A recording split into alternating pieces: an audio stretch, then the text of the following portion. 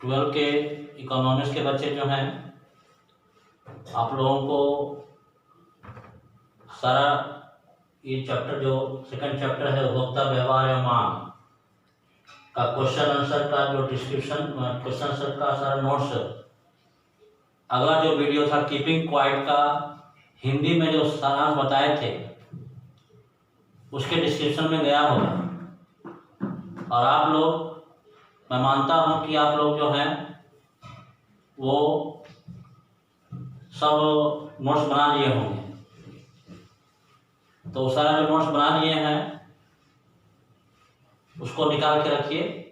अभी मैं आपको सारा कुछ समझा देता हूँ। सेकंड चैप्टर जिसका नाम है उपभोक्ता व्यवहार एवं मांग, 18 मार्क्स का है। इस चैप्टर का जो क्वेश्चन मार्किंग इस प्रकार से है, 2 क्वेश्चन 1 मार्क्स का, 2 क्वेश्चन 3 मार्क्स का, 1 क्वेश्चन 4 मार्क्स का और 1 क्वेश्चन 6 मार्क्स का, यानी कि 18 मार्क्स का टोटल आएगा। तो नोट्स को देखिए। पहला क्वेश्चन है कि उपभोग क्या है, उपभोक्ता कौन है, उपयोगिता किसे कहते हैं, इसके कितने प्रकार हैं, प्रकारों के वर्णन करें। तो सबसे पहले हम लोग ये समझें कि उपभोग क्या है। किसी भी वस्तु की उपयोगिता को नष्ट करना उपभोग कहलाता है। जैसे कोई मान लीजिए कि ये पेन है, पेन मैं उपभोग कर लिया, यानी कि पेन उपभोग कर लिया मतलब इसकी जो उपयोगिता थी मेरे लिए वो मैंने नष्ट किया। ये मेरे लिए उपयोगी था कि मैं इसको बोर्ड पर लिखता हूँ, मेरे उपयोगी था कि मैं और भी इसका यूज करता हूँ। तो अगर ये नहीं चलने लगे, कुछ दिनों के बाद, कुछ महीनों के बाद मोटा चलने लगे, एक ज़्यादा खाने लगे, टूट फूट गया हो, इसका मतलब क्या हो गया कि मैंने इसकी उपयोगिता को नष्ट कर दिया, अब मेरे लिए उपयोगी नहीं रहा, अर्थात मैंने इसका उपभोग कर लिया। तो ये हुआ उपभोग। उपभोक्ता कौन है? उपभोक्ता वह व्यक्ति होता है जो वस्तुओं और सेवाओं का उपभोग कर अपनी आवश्यकताओं को पूर्ण करता है। जैसे कि मैंने इस वस्तु का उपयोगिता को नष्ट किया, मैंने किसका उपभोग किया, अर्थात मैं उपभोक्ता। तो वस्तु का उपभोग करने वाला ही उपभोक्ता नहीं कहलाता है, बल्कि सेवा मतलब पूछते हैं आपसे बच्चों, जैसे कि मान के चलिए कि आप दर्जी के यहाँ गए, उसको पैसा दिया, आपका सेवा किया। नाई के यहाँ गए, पैसा दिया, आपका बाल काट दिया, यानी कि आप उसकी सेवा का उपभोग कर रहे हैं। टीचर के यहाँ गए, पैसा दिया, आपको पढ़ा दिया। वकील के यहाँ गए, पैसा दिया, आपके केस लड़ दिया। डॉक्टर के यहाँ गए, डॉक्टर जो है को पैसा दिया, आपका इलाज कर दिया। तो आप उसकी सेवा का उपभोग कर रहे हैं। तो वस्तु और सेवा दोनों का उपभोग करने वाला उपभोक्ता कहलाता है। अब उपयोगिता क्या है उसको देखिए। वस्तुओं सेवाओं में मानवीय आवश्यकताओं को पूर्ण करने की जो क्षमता पाई जाती है उसे ही उपयोगिता कहते हैं। मतलब कि ये पेन है मान के चलिए, तो इसमें हमारी आवश्यकता को पूर्ण करने की जो क्षमता पाई जा रही है, तो उपयोगिता क्या हुआ कि जैसे कि मान के चलिए कि ये जो हमारा पेन है, ये पेन में हमारा आवश्यकता को पूर्ति करने की जो क्षमता है उसी को उपयोगिता कहते हैं। तो वस्तुओं सेवाओं में मानवीय आवश्यकताओं को पूर्ण करने की जो क्षमता पाई जाती है उसे उपयोगिता कहा जाता है। अब जैसे कि आपके पास कॉपी है, किताब है, तो कॉपी किताब आपके लिए जब तक उपयोगी है तब तक आप उसको रख रहे हैं, उपयोगी नहीं है तो आप उसको साइड कर देते हैं, भेज देते हैं। तो उस वस्तु में आपकी आवश्यकताओं को पूर्ण करने की एक क्षमता थी, वो क्षमता खत्म, आप उसको साइड कर दिए। तो इसी क्षमता को उपयोगिता कहा जाता है कि हमारे लिए कितना उपयोगी है। तो ये बच्चों उपयोगिता जो होता है वस्तु विशेष नहीं बल्कि व्यक्ति विशेष होता है, क्योंकि एक विद्यार्थी के लिए कॉपी किताब कलम आवश्यक है, लेकिन एक खेतीहर मजदूर के लिए जो है वो कोड़ी गैता उसके लिए उपयोगी है। तो हर एक लोगों के लिए उसकी उपयोगिता अलग अलग होती है। तो उपयोगिता उस व्यक्ति पर डिपेंड करता है जो उस वस्तु को यूज कर रहा है। तो उपयोगिता समझ गए, उपयोगिता वह वस्तु है, मतलब उपयोगिता वह क्षमता है जो किसी वस्तु में पाया जाता है व्यक्तियों के आवश्यकताओं को पूर्ण करने के लिए। तो इस प्रकार से हम देखते हैं कि उपयोगिता मानवीय आवश्यकताओं को पूर्ण करने की जो क्षमता पाई जाती है उसे उपयोगिता कहते हैं। उपयोगिता 3 प्रकार के होते हैं: कुल उपयोगिता, सीमांत उपयोगिता और औसत उपयोगिता। कुल मतलब टोटल, सीमांत मतलब मार्जिनल और औसत मतलब एवरेज। तो कुल उपयोगिता, सीमांत उपयोगिता और औसत उपयोगिता को समझने के लिए आप इस डाटा को समझिए बच्चों, तो आपको समझ में आ जाएगा। मैं आप लोग को समझाने से पहले मैं डाटा समझाना चाहता हूं। देखिए, जैसे कि मान लीजिए आपको 4 गिलास पानी का प्यास लगा हो,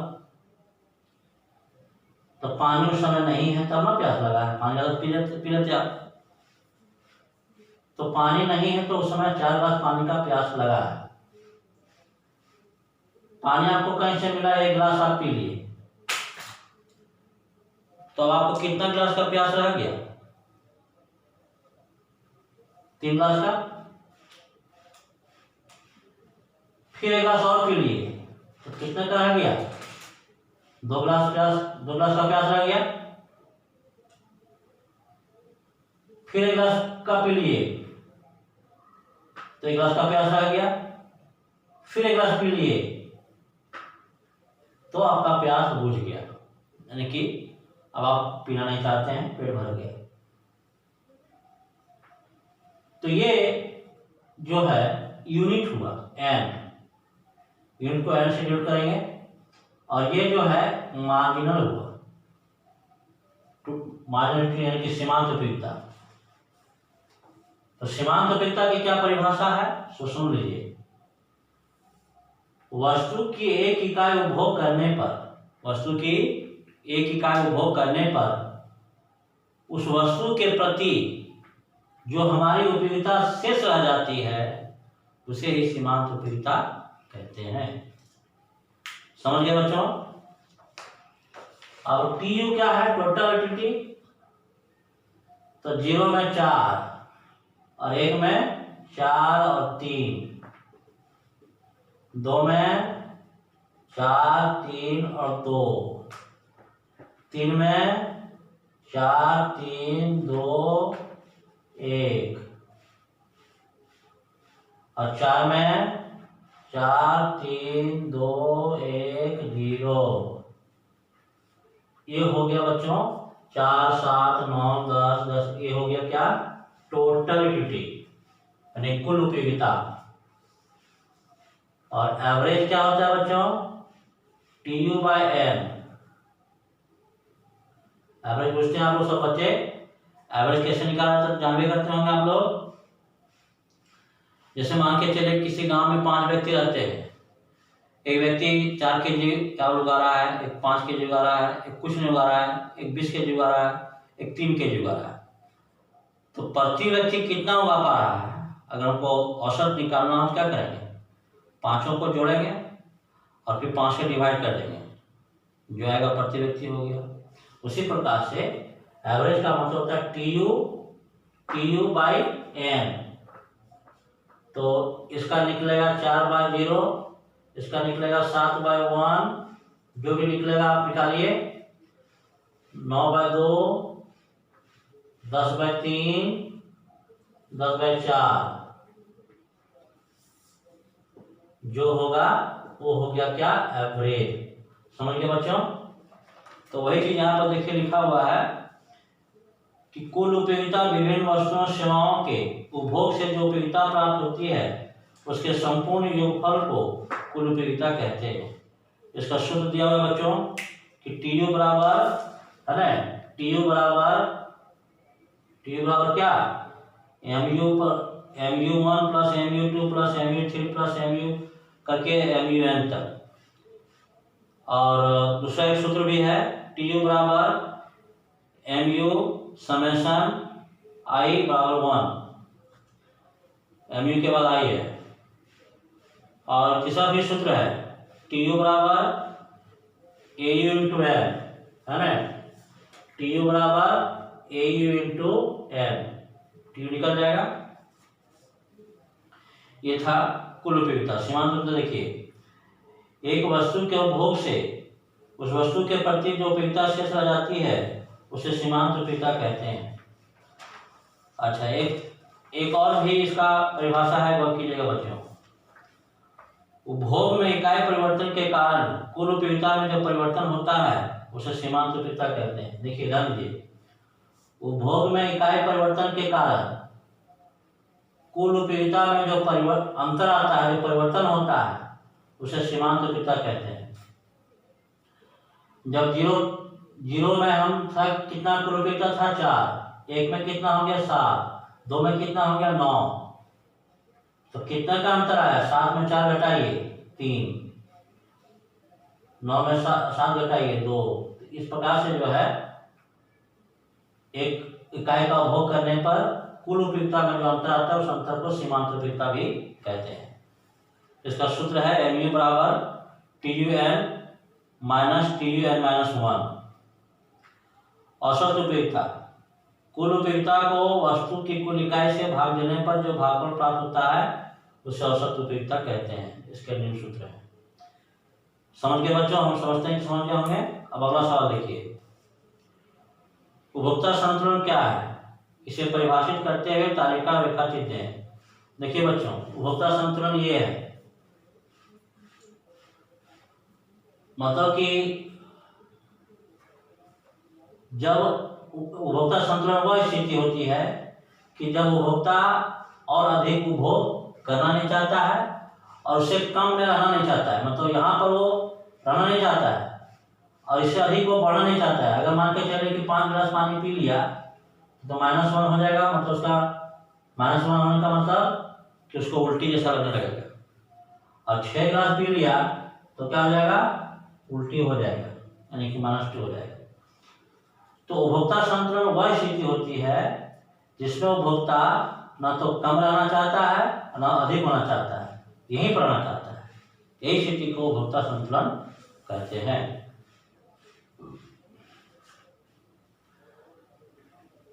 उपभोक्ता संतुलन की स्थिति वह स्थिति है जिसमें कोई भी व्यक्ति अपने पूर्व की अवस्था को बनाए रखना चाहता है अथवा उसे परिवर्तन स्वीकार नहीं करता है।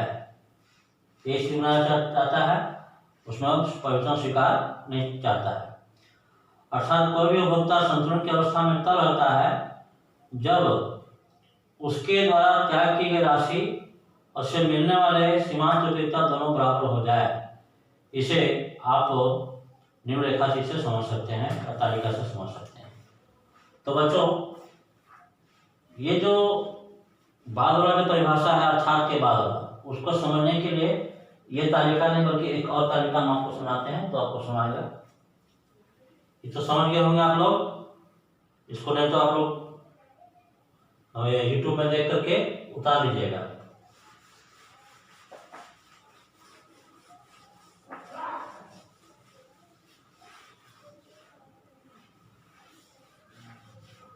अब देखिए, जैसे कि मान लीजिए कि फ्री में जब मिल रहा है तो फ्री वाला था वो जो अभी बताया, लेकिन जब पैसा देना पड़े, पी मतलब प्राइस, तो क्या होगा। मान के चलिए कि आपको 4 रोटी का भूख लगा है, ठीक है, 4 रोटी का भूख लगा है,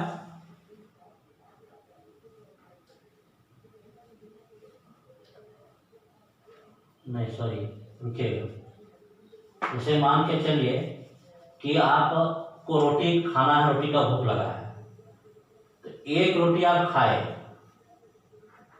4 रुपया पे किए, दुकानदार को 4 रुपया दिए, बोला कि एक रोटी का 4 रुपया लगेगा, तो एक रोटी आप 4 रुपया में पे करके लिए। तो उस समय आपको मार्जिनल यूटिलिटी यानी कि सीमांत उपयोगिता मान के चलिए 20 यूटिल समझते होंगे आप लोग। यूटिल जो है वह उपयोगिता यानी कि यूटिलिटी को मापने की असाई मात्रक है। फिजिक्स में आप लोग पढ़े होंगे, फोर्स का असाई मात्रक क्या बच्चों? जूल है। फ्रीक्वेंसी का हर्ट्ज है। उसी प्रकार से यूटिलिटी को मापने की जो एसआई यूनिट है वह है यूटिल। तो कोई ग्राहक या कोई व्यक्ति एक रोटी खाता है, 4 रुपया पे करता है, तो उसको 20 यूटिल मान के चलिए, 20 यूटिल का यूटिलिटी उसको उस रोटी से प्राप्त होता है। फिर एक रोटी और खाता है वो और 4 रुपया पे करता है, तो उसकी उपयोगिता घटेगी क्योंकि एक रोटी खा चुका है। ऐसा नहीं कि मैंने एक रोटी खाएगा फिर 2 रोटी खाएगा फिर 4 रोटी खाएगा, ऐसा थोड़ा होगा। मतलब कि उसकी यूटिलिटी घटेगी, मतलब और कम खाना चाहेगा। तो ये जो है मान के चलिए कि 16 यूटिल का उसको हुआ। फिर एक रोटी और खाना चाहेगा, 4 रुपये पे कर रहा है, तो 12 हो जाएगा उसका घट करके। फिर भी और खाएगा, 4 रुपया पे करेगा, तो 8 हो जाएगा। फिर एक रोटी और खाएगा, 4 रुपया पे करेगा, तो 4 हो जाएगा। फिर रोटी और खाएगा, 4 रुपया पे करेगा, फिर 0 हो जाएगा।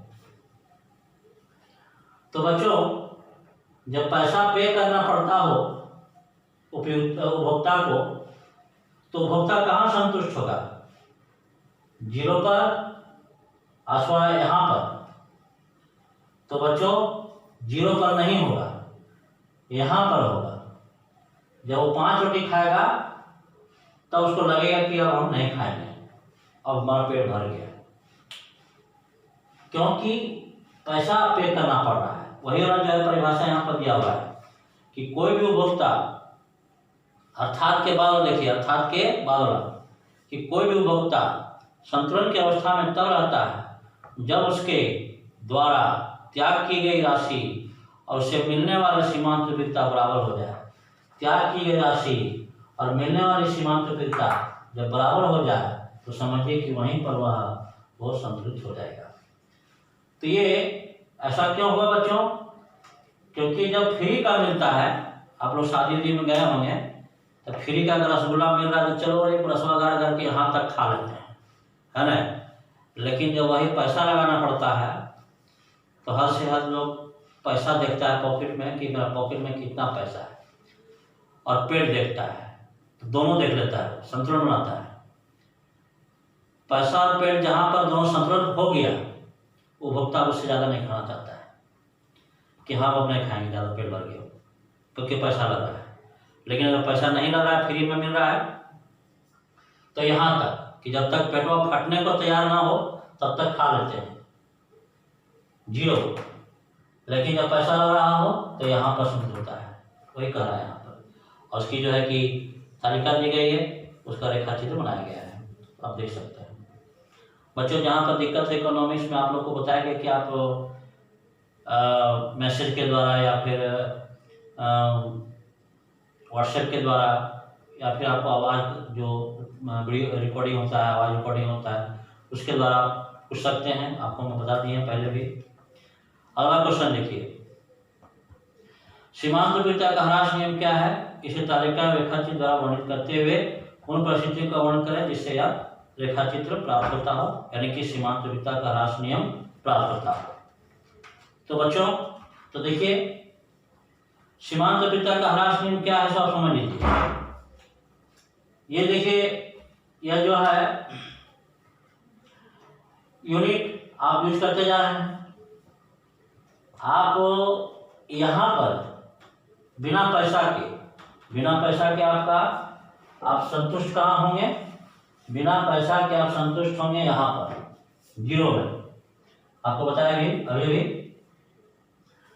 अब मान के चलिए 7 रोटी और खा लिए तो -4 होगा, 1 रोटी और खा लिए तो -8 हो जाएगा। तो ये जो 0 के नीचे जो आ रहा है स्थिति, इसी को बोलते हैं सीमांत उपयोगिता का ह्रास नियम। क्या बोलते हैं? सीमांत उपयोगिता का ह्रास नियम।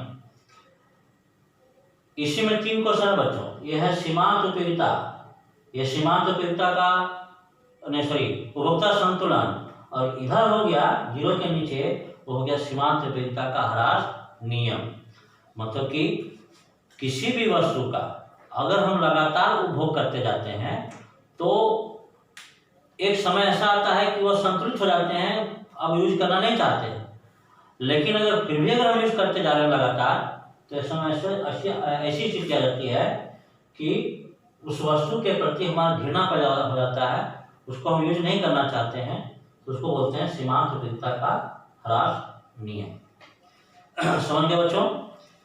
ये दिया हुआ देखिए कि नियम यह दर्शाता है कि जैसे जैसे किसी वस्तु के अधिक इकाई का उपभोग किया जाता है तो उसे मिलने वाली सीमांत उपयोगिता क्रमशः घटते जाती है और घटते हुए शून्य पर पहुंचकर नकारात्मक होते जाती है। इसी नकारात्मक होने की स्थिति को सीमांत उपयोगिता का ह्रास नियम कहते हैं। समझ गए बच्चों? तो यह उसकी जो है कि तालिका है, उसका जो है ये उसकी जो है तालिका है, ये उसका जो है डायग्राम है। जहाँ तालिका डायग्राम में प्रॉब्लम होगा आप पूछ लीजिएगा।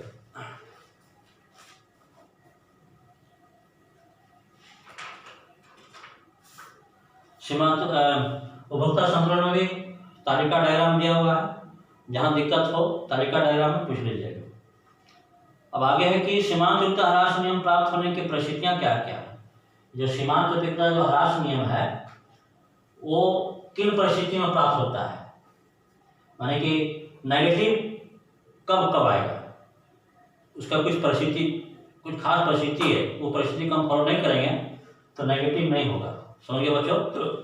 तो देखिए पहली परिस्थिति क्या है कि उपभोग की क्रिया लगातार होनी चाहिए। मतलब कि आप लगातार खाते रहिए तब नेगेटिव आएगा।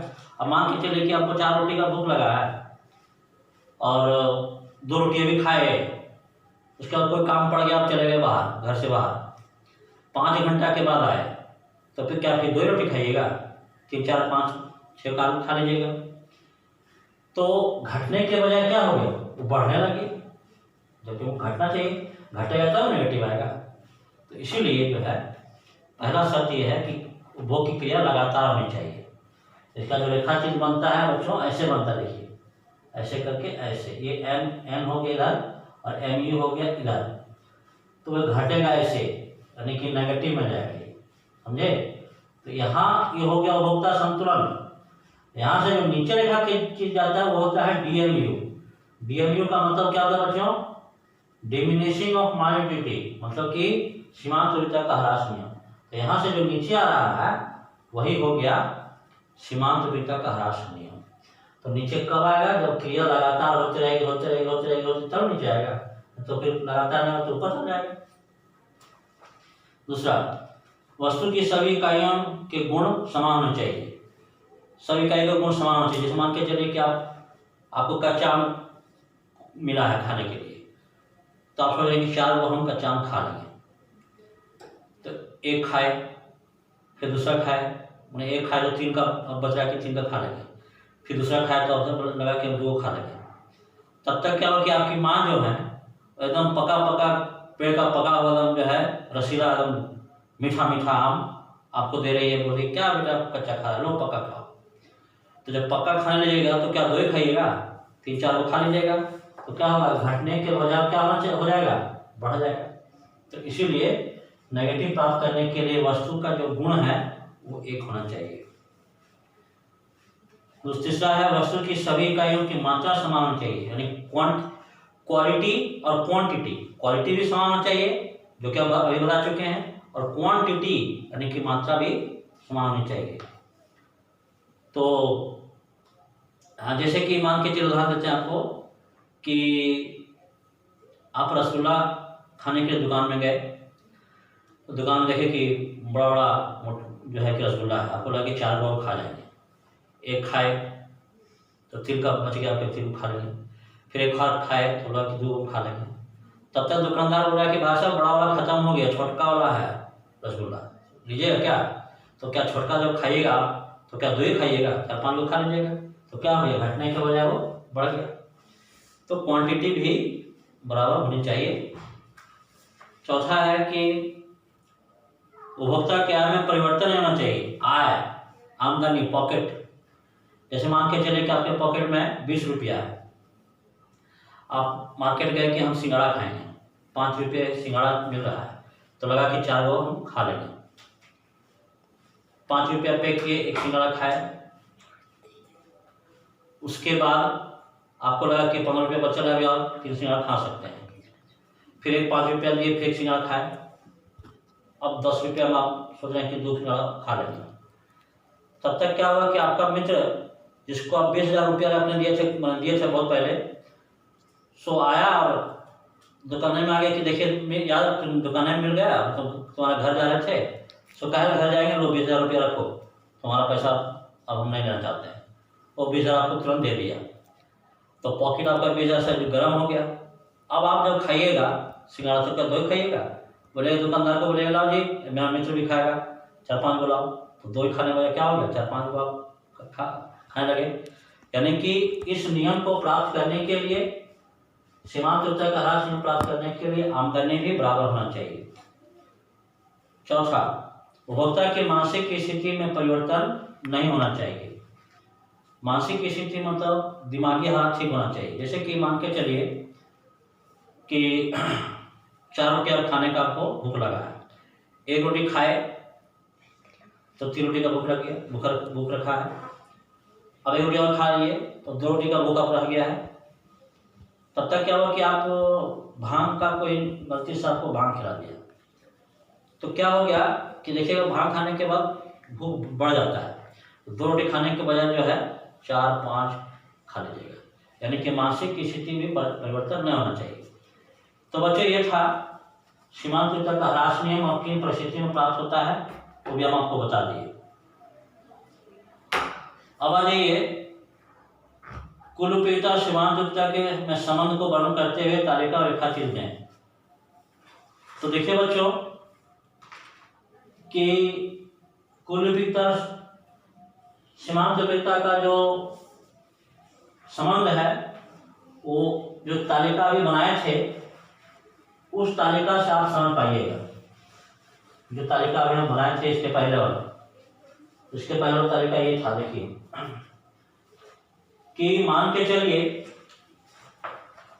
कि आपको 4 गिलास पानी का प्यास लगा हो। 4 गिलास पानी का प्यास लगा है, तो पानी कुछ नहीं है तब ना प्यास लगा है 4 गिलास का। फिर 1 गिलास पानी पी लिए, 3 का बच गया, फिर एक और पी लिए, 2 का बच गया, फिर एक और पी लिए तो 1 का बच गया, फिर एक और पी लिए 0 हो गया, फिर एक और पी लिए तो -1 हो गया, फिर एक और पी लिए तो -2 हो गया। ये तो आप समझ गए थे बच्चों। तो ये भी समझ गए होंगे कि 0 का यहाँ पर 4 हो जाएगा टोटल यूनिटी, यहाँ 4 + 3 7 हो जाएगा, यहाँ 4 + 3 + 2 9 हो जाएगा बच्चों क्वांटिटी। यहाँ 4 + 3 + 2 + 1 10 हो जाएगा, यहाँ 4 + 3 + 2 + 1 + 0 10 हो जाएगा, यहाँ 4 + 3 + 2 + 1 + 0 + -1 कितना होगा बच्चों 9 हो जाएगा। यहाँ 4 + 3 + 2 + 1 + 0 + -2 यहाँ हो जाएगा 7। तो देखो बच्चों ये है रिलेशन। क्या रिलेशन तो आप समझिए, आप क्या लिखा हुआ है कि सीमांत उपयोगिता का योग कुल उपयोगिता होता है। सीमांत उपयोगिता का योग कुल उपयोगिता होता है। दूसरा, जब सीमांत उपयोगिता धनात्मक होता है, धनात्मक मतलब पॉजिटिव, तो कुल उपयोगिता बढ़ता जाता है। जब सीमांत उपयोगिता पॉजिटिव होता है तो कुल उपयोगिता क्या होता है, बढ़ता जाता है। नंबर 3, जब सीमांत उपयोगिता शून्य होता है तो कुल उपयोगिता अधिकतम होता है। जब सीमांत उपयोगिता शून्य होता है तो कुल उपयोगिता अधिकतम होता है। देखिए बच्चे, यहाँ भी 10 है और यहाँ भी 10 है, तो अधिकतम कौन वाला होगा, ये कि ये? तो बच्चों ध्यान दीजिएगा, ये वाला होगा। लाइनिंग आप समझिएगा, कौन कौन किसका है, सो कंफ्यूज नहीं कीजिएगा।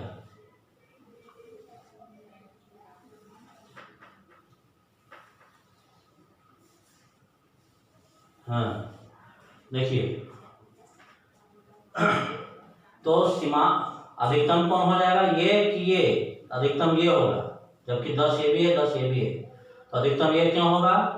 तो अधिकतम वो होता है जहां से वो गिरना शुरू होता है। जैसे मान के चलिए कि पहाड़ की चोटी है, तो चोटी किसको कहेंगे? इसको नहीं कहेंगे, इसको कहेंगे जहां से वो गिरना शुरू हुआ। चोटी ये हुआ, चोटी ये नहीं हुआ। तो उसी प्रकार से जब सीमांत उपयोगिता शून्य होता है तो कुल उपयोगिता क्या रहता है, अधिकतम हो जाता है। ध्यान रखिएगा, एग्जाम में आता है ऑब्जेक्टिव में कि सीमांत उपयोगिता जब शून्य हो जाए तो कुल उपयोगिता क्या होगा, न्यूनतम अधिकतम बराबर, तो अधिकतम है ना। और ऐसा भी होता है कि कुल उपयोगिता जब अधिकतम हो जाए तो सीमांत उपयोगिता क्या होगा, 1 0 अनंत 0, मैंने अनंत कोई नहीं, तो शून्य होगा। और चौथा देखिए, जब सीमांत उपयोगिता ऋणात्मक होता है, जब सीमांत उपयोगिता ऋणात्मक मतलब नेगेटिव, तो कुल उपयोगिता घटना शुरू हो जाता है। तो कुल उपयोगिता क्या होता है, घटना शुरू हो जाता है। चौथा देखिए, जैसे जैसे किसी वस्तु की अधिक इकाइयों का उपभोग किया जाता है तो सीमांत उपयोगिता घटता है और शून्य होकर ऋणात्मक हो जाता है, परंतु कुल उपयोगिता बढ़ते हुए चरम सीमा पर पहुंचकर घटने लगता है।